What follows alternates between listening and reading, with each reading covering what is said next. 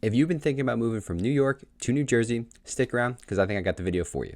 Today we're going to check out the top 5 things you should know before moving from New York to New Jersey. We're going to cover a whole host of different topics from the location, commute to work, and a bunch of other things. But before we get started, if it is your first time to the channel, my name is Steve McCutcheon, and I'm a realtor at Berkshire Hathaway. And on the Live in Central New Jersey channel, we cover everything related to the Central Jersey real estate market. So if you'll be the first one to know what's going on in Monmouth or Ocean County real estate, feel free to click the bell, hit the subscribe button. Let's get this video started. Starting off with locations, I think I like to break it down into north, central, south, and even the Jersey Shore, basically 4 main categories. When you start in northern Jersey, this is going to be typically your most expensive area. A lot of this has to also do with Jersey City and Hoboken, which is ironically pretty much New York City 2.0, right next door, but just living in New Jersey. That's going to be pretty expensive areas, along with Montclair, Ridgewood, and some other locations up there. The farther west you go in that northern part of Jersey, closer to Pennsylvania, it will start to get cheaper, but if you want that city atmosphere still, but just not being in New York, Jersey City and Hoboken will take care of that for you. And if you want a little bit more suburban feel, you go a little bit farther west of there, and you'll be able to have, a yard, a house, and that kind of thing. But it also won't be cheap either. Moving a little far down to Central Jersey, this might piss a few people off because most people just say it's North and South Jersey. Central Jersey, in my opinion, does exist. We have a whole channel on it right here. I would say consider it basically Middlesex, Monmouth, Mercer counties, and maybe the northern parts of Burlington and Ocean County too. So that's where I would consider it to be Central Jersey. It's going to be a little bit cheaper than being up north. The school systems are still pretty much just as good. We'll get to all that kind of stuff later on in the video too. But slightly cheaper, still commutable to New York City, and believe it or not, even Philadelphia as well. Moving on to South Jersey, this will be anything pretty much south of what I just mentioned. So Burlington, Ocean County, and going farther down. This will be the cheapest part of New Jersey, from home prices to taxes, anything along those lines. I'm still going to have access to the Jersey Shore too. So it is still a pretty good location. A lot of people you'll see retire down to that part in Jersey from maybe the northern part, just because it is going to be cheaper. A lot more adult communities, 55 plus areas, especially in that Ocean County, like Manchester, Toms River. They have a bunch of locations over there. And then last but not least, the Jersey Shore. Obviously what we're known for here is the state and a large part of our economy. We pretty much bring in about 120, 125 million tourists every single year, and that is growing, and that's just for the Jersey Shore alone. So from Memorial Day to Labor Day weekend. I think we have about 130 miles of coastline. That's going to be from the northernmost part in Sandy Hook, which is in Monmouth County, all the way down to the southern part of New Jersey and Cape May. Cost of living is also going to be one of the biggest reasons people move from New York into New Jersey. Now, we're not the cheapest state by any means. I'm well aware of that, and I've mentioned on this channel multiple times. So I'm not saying we are cheap, but we are just a little bit less expensive than living in New York City, New York area, just in general. So for instance, let's just taking rents into account. If you're living in Manhattan, 1-bedroom apartment, you're probably paying upwards of about $4,000 a month, which is probably mind-boggling for a lot of people outside of this area. And then if you move into just next door in Jersey City, Hoboken area, probably going to be around that 3,000 mark, maybe 3,500 if you have a really nice place overlooking the water and that kind of thing. So overall, housing, renting, that's probably going to be cheaper. And if you go a little bit farther out, you're probably going to be finding a whole house for what you would pay for a studio in Brooklyn. So just kind of give you an idea like where we're at here in New Jersey. That's also going to translate a little bit farther into your outdoor dining, or not outdoor dining, but just dining in general, grocery shopping, gas. That's a big one too for a lot of people. And you're going to be driving around a lot here in New Jersey, a lot more suburban of an area versus a city atmosphere. So those things will add up a little bit here and there, but overall, those are all the little things on top of the housing will be cheaper. There is a catch though, and definitely it's going to be property taxes. We have pretty much every other state beat. I don't know if the 2025 rankings came out and where we stand, but New Jersey is pretty much going to be in that top 1, 2, 3 states, I would say. If you're imagining this, you buy a single family home, $500,000, keep the math simple here. Your likely property tax is probably around 2%. It's going to be different to each town. So you might be at 1.5, 2%. I've seen as high as like 2.2.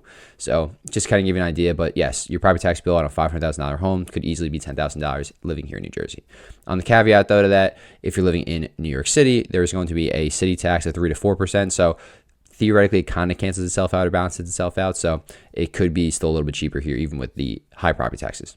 Next up is going to be the commute to work, and this is a big one for a lot of people leaving New York City because they will still work there, but they want an overall better quality of life here in New Jersey. So I would say the 4 main ways to get into New York City is going to be taking the bus, the train, the ferry, or just driving yourself. If you want to add a 5th option on there, we'll cover that real quick, and you can take the path over, but realistically, that's just limited to 3 cities in Newark, Hoboken, and Jersey City. It will be the cheapest of all the options, so it's a $3 ride over into the city, and you can even get it down to $285, I think, if you buy their 10 or 20 ride pass. It's realistically just an extension of the subway, a little bit cleaner and faster. So highly recommend it. If you're in those areas, that's probably the one that I would take over there. Next up, if you want to take the train and the bus are going to be price-wise pretty competitive with each other. It's just a matter of where you are located. So the train, the northern part of Jersey is really good for that. There's a bunch of different rail lines you can use. As you get into the more southern and central parts of Jersey, the central part, like the middle of it, there's no rail line pretty much. You have to go to a different location. So like the western part of Monmouth, the southern part of Middlesex, the western part of Ocean County, there's just nothing there. The North Jersey coastline, you can use the train in Monmouth and Ocean County. Middlesex, it just goes along the Jersey Shore pretty much and ends down in like the Bay Head, Point Pleasant area.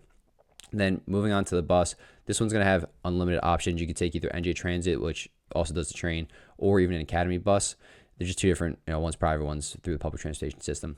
And then they have different parking rides throughout the state, so you can go to a location like a mall, maybe on the highway, and you can just leave your car there, hop on the bus, and it'll take you in and out of there. There's not going to obviously, instead of having to maybe just drive to like a street corner or something like that. So those are a couple different options for you. And the bus, if you're in the northern part of Jersey, or if you have a train available, it's probably going to be slightly easier, but they're also going to drop you off at pretty much the same location, Penn Station and Port Authority. Some of the bus stops, though, if you take an Academy bus, I know, they'll get you into the Wall Street District, so there's something to look forward to as well. Then if you're going to drive yourself, this is the last option, second to last option. It's not going to be the most expensive because the ferry is probably going to be the top one there, but based off the new congestion tolls that just got implemented here in 2025, they are still in effect as I'm making this video. I'm assuming they're probably going to stay, but we don't know for sure. That's going to be more expensive than taking the bus and the train because of the jacked up prices on getting into New York City nowadays. But it also will be the most flexible if you need your car, you're meeting with different clients, you're constantly driving around New York City. That's going to be an option for you. The two main ways to get in there are going to be taking the New Jersey Turnpike or the Garden State Parkway, and then one of the corresponding bridges to the location that you have to get into New York City for. Last one, like I said, is going to be the ferry. You obviously have to be close to the water for this one. It wouldn't make sense otherwise. So there's different ports you can get to. In Monmouth County, you're going to have Belford, Atlantic Highlands. That's going to be the more northeastern part. In Middlesex, I know you have one that's coming to South Amboy, and then believe it or not, one even in the Jersey City area too up north. So that, like I said, that will be probably your smoothest commute, but it's also going to be your most expensive. And one of the biggest reasons people will move here to New Jersey is a suburban lifestyle and just more space in general, right? Like I kind of mentioned a little bit earlier in the video, if you have a $700,000 budget and you're looking in the Manhattan area, you might be getting a 1-bedroom condo, 2 at the absolute most, and then you can take that same budget, move into New Jersey. Depending on where you're obviously located, you'll be able to find a 3-4 bedroom home, maybe even a finished basement, a pool, definitely has a backyard to it. And then you don't have to worry about parking, going around in circles constantly around the block. Most of these homes are going to have either a driveway, garage, something along those lines. And believe it or not, even some of the townhomes and condos will also have these too. So realistically, it just gives you a little bit more space and less reliability, maybe even public transportation, for instance, right? While we will use that to commute into New York, when you're driving around here in New Jersey, you typically are going to need a vehicle, so just add that into your expenses. So that could be a pro or a con for some people. And there are still some cons, obviously, to living here or at least buying a single family home, for instance, right? You're not gonna be able to call up your super and then have him fix pretty much everything that goes bust. You are gonna be responsible for, especially if you own a single family. So, and even some townhomes, depending on how the ownership rights work out. If your roof goes, you're gonna be the one doing it, or at least calling someone to come do it. If you need to get your lawn mowed, you're either out there on a lawnmower or getting your landscaper to do it. Same thing about snow removal, having someone calling. So there are some added costs and added expenses to doing so, but again, that still should be less expensive than possibly relying on public transportation and all that stuff that just goes along with living in the city. But you add that to maybe the proximity of just living in New Jersey, being close to Jersey Shore, and other benefits to having it, and I think it's more of a pro than it is really a con. Heading into the school systems and educations, depending on what Google search you do, if you do a quick one, New Jersey typically ranks in the top 3 to 5 states across the entire U.S. for public school districts. It depends on obviously what website you find or what list, but usually that's where we kind of roughly are. So highly recommend it pretty much. And they should be, because with the property taxes being where they are, they definitely should be funded pretty heavily.